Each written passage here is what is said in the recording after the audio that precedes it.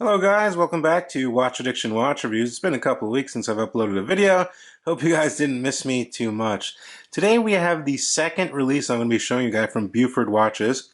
This is a smaller micro brand from New Zealand. And if you have been a subscriber to this channel, you would have realized that I did review their first watch, the kind of field pilot style watch, which was a really nice offering. I really did enjoy that watch, and I enjoyed the 2 weeks I spent with it. So you can check out that video also. I believe that one is still available on their website. Anyway, this is their first diver watch. Well, it's a diver with a 12-hour bezel. You can call it whatever you want. It's dubbed the Cavalli, which is named after the popular dive spot in New Zealand, since they are coming straight from New Zealand, the owners of this brand. This one is looking for an early Kickstarter launch sometime in May this month.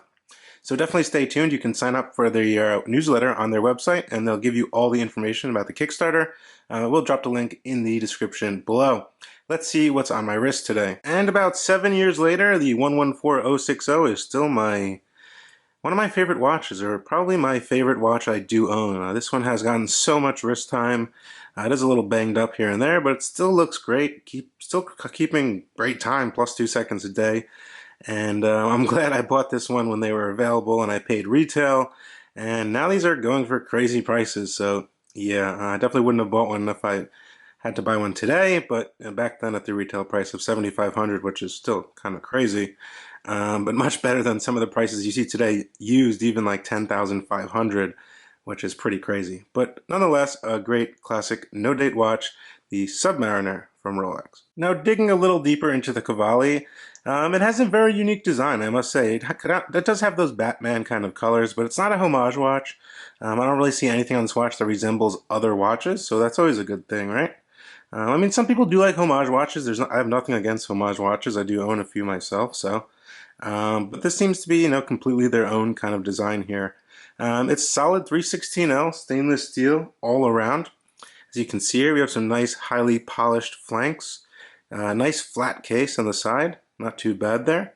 As you can see, very highly polished, all solid 316L stainless steel. Even get drilled lug holes, which a lot of people really do appreciate these days. Now the tops of the watch, or the tops of the lugs and the bracelet, are completely brushed. And it's pretty nice. It looks pretty good. The brushing on the bracelet is definitely just as good as the brushing on the lugs, which is really nice to see. You also do get a nice exhibition case back. We'll get a little bit more into that towards the middle portion of the video. Anyway, some basic dimensions here. We're looking at a 38mm case, so it's definitely a smaller watch. It does have a 47.7mm lug-to-lug width, so very nice proportions for today's times. A lot of people really dig this size, and I dig it myself. In terms of case thickness, we're looking at 13.4mm. This watch does have a sapphire crystal. It is a box sapphire crystal. You get some nice distortions there, as you can see. Does have anti-reflective coating as well.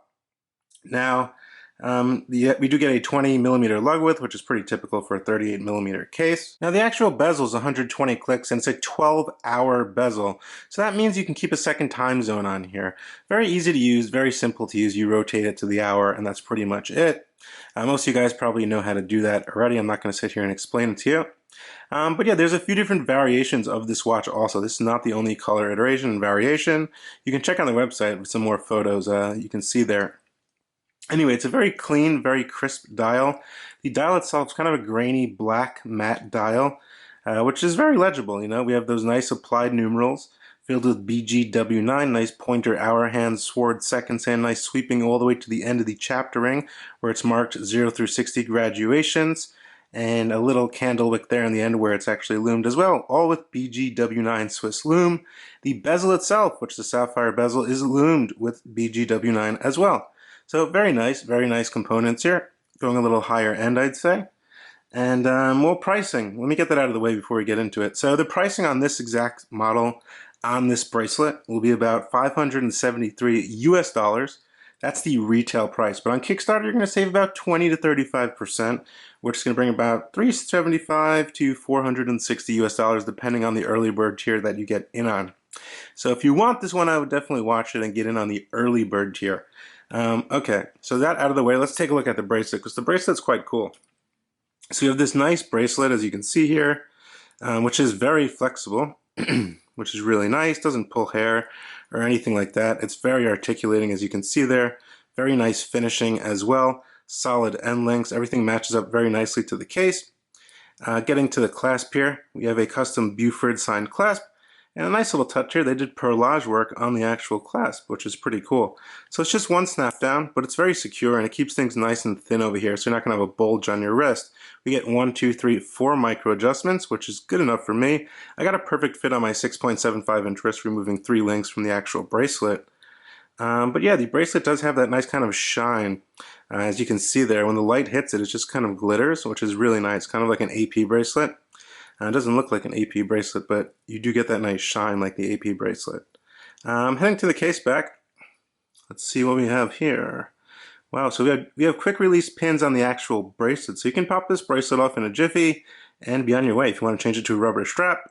I don't think you'll be needing to. I mean, unless you really like a rubber strap there.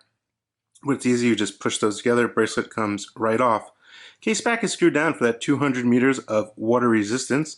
Definitely a diveable watch. Inside of this watch we get the Swiss-made STP-111, which has around 44 hours of power reserve. It beats at 4 hertz. It's very nicely finished. So you can see here we get perlage work on all the components, and then we get a nice up and down, as here on the rotor you can see. I'm trying to get you a better look here. As you can see on the actual rotor itself, nice striping up and down, all perlage work on the actual movement. Very comparable to a top grade ETA 2824 in terms of finishing. Stated from STP, minus or plus 15 seconds a day. Screw down case back as well, some basic specifications, sapphire, etc.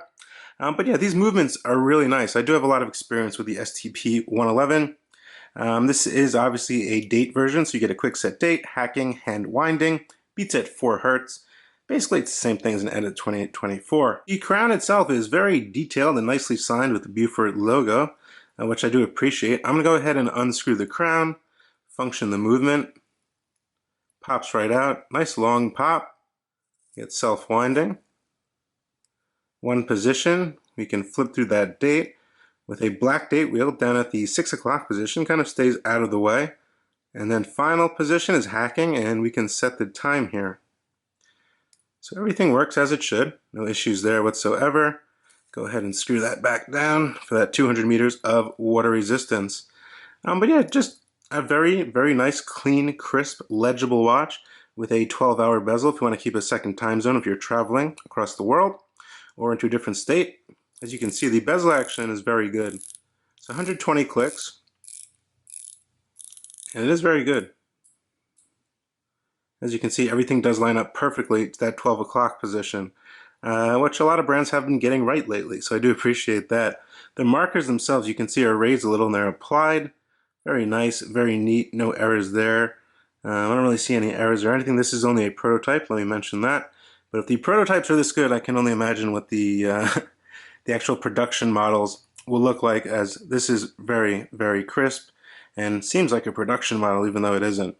But the Lume, so BGW9 glows blue, and let's see how strong it is. And here's a Lume shot for you guys. As you can see, that BGW9 on the bezel, on the actual applied markers, it seems a bit stronger on the actual hands, as you can see there. Definitely a bit stronger on the actual hands. I'm not sure if they're going to increase the Lume or do anything with the Lume. I mean, it definitely lasts. It's just, as you can see, those markers are quite thin, so they applied probably as much as they could there. But the Lume isn't bad. It does last a pretty long time. Strapped to my 6.75 inch wrist, as you can see, it wears quite flat on the wrist, and the bracelet really conforms nicely to the wrist as well. And that nice thin clasp really does help. I do appreciate that. I really don't like when brands use very thick clasps. I don't really think there's a need for it. I mean, this thing is not coming off. It's like really secure. Also some nice chamfering on the sides of that, as you can see there. But yeah, very nice look on the wrist. As you can see, fits perfectly across. My wrist is 6.75, around 6.5 inches, 6.5 on the swell.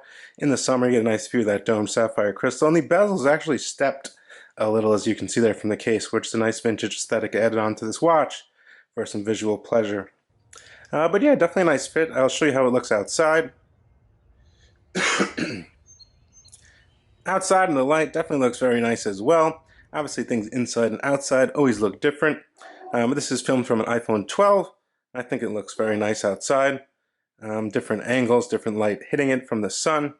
But yeah, all around, very comfortable watch, no issue at all. So furthermore, guys, what do I think of the Beaufort Cavalli? I think it's a very nicely designed watch. I think the quality is very good. The bracelet quality is very good. The case cut is very good. Everything looks pretty put together. Nothing looks out of place. If you can see there, all the fonts and everything match perfectly in size to the applied markers and the numerals on the actual bezel. I like the nice blue and black kind of Batman style. And you get that 12-hour bezel for another time zone, which is always nice. You can actually use it to time 60 minutes also if you really wanted to. I like the 200 meters, definitely making this a good watch for the summer.